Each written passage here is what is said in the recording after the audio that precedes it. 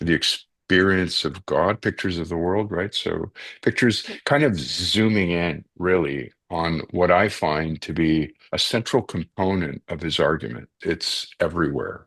If you get a sense of his notion of causality and how he puts it in contemporary terms, then I think you have a handle on how he will respond to a lot of different counterpoints of view.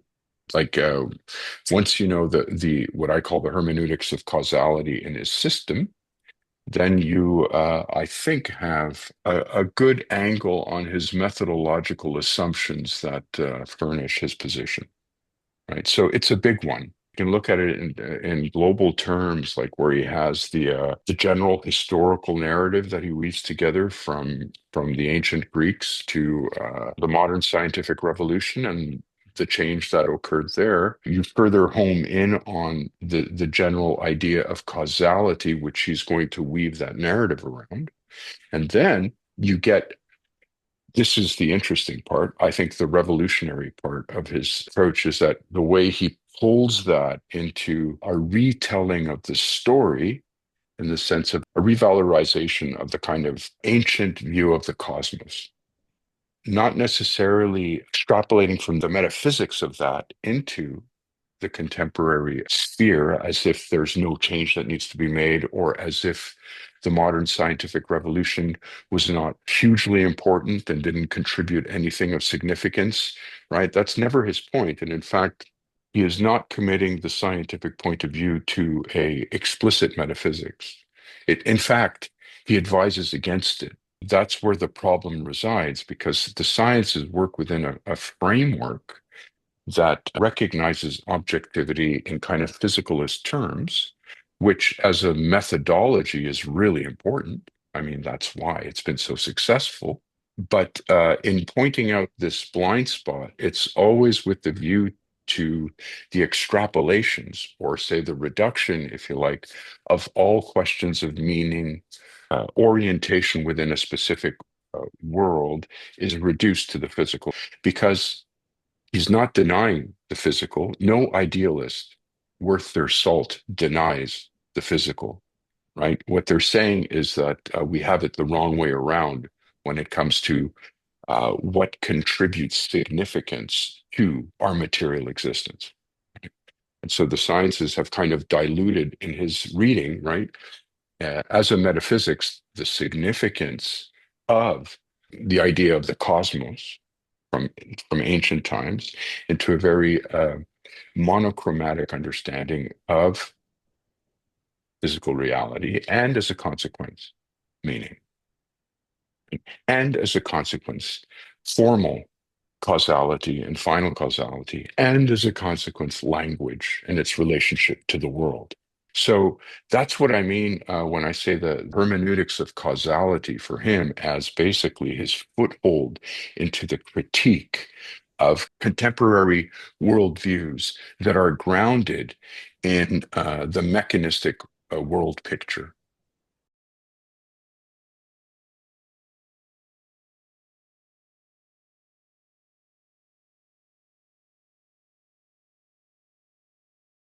The so-called postmodern culture has either given a nod to the physicalist perspective, or it's simply completely indifferent and then has gone off and spun out conceptual systems with which it can navigate the big questions regarding meaning, however you want to put it. I've been saying meaning in terms of a formalization of patterns, in terms of significance that is sourced from reality itself, just generally that context.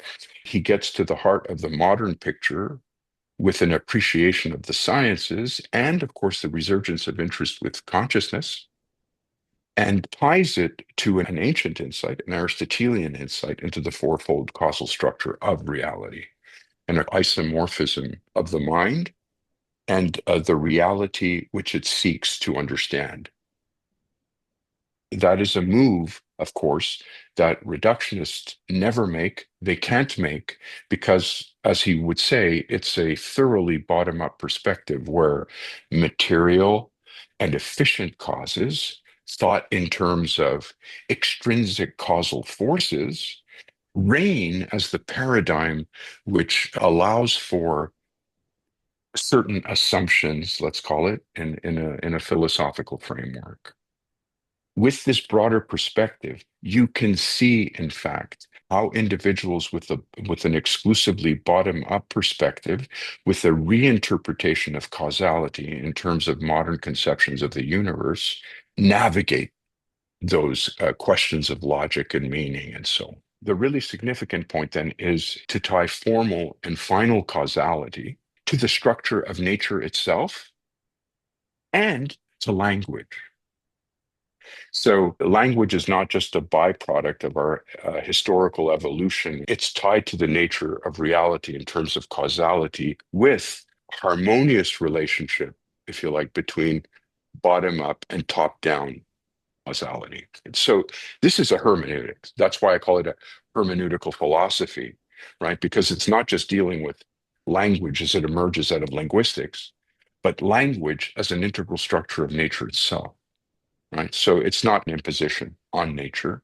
It arises from nature. And so that's what he's saying. He's saying we're not just imposing something that arises mechanically, physically from our brains, but we're actually reflecting a close isomorphism between us as parts of nature and the nature we're trying to understand. He's trying to put that in a context to avoid what I think is a modern pathology of reductionism as a philosophy. As a philosophy, because I do believe methodologically reductionism is crucial to any particular science. So this hermeneutical philosophy for me is his philosophical contribution to the questions of the day. This is a hermeneutical philosophy.